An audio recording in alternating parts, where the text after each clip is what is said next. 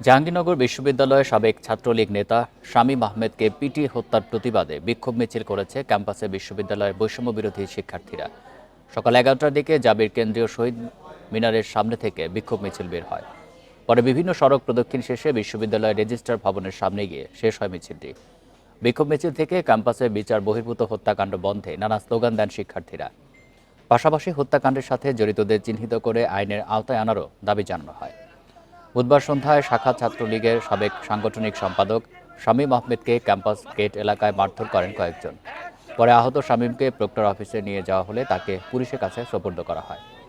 এরপর গুরুতর আহত অবস্থায় সাভার গণস্বাস্থ্য হাসপাতালে ভর্তি করা হলে সেখানেই মারা যান শামীম।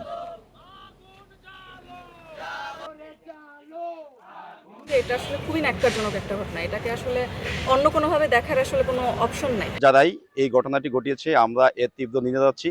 আমরা চাই অতি সত্বর এই ঘটনার সাথে জড়িত যারা যারা আছে তাদের সবারই ছবি আছে, ফুটেজ আছে, এই অভিযুক্তদের চিহ্নিত করে যাতে আইনের আওতায় আনা হয়।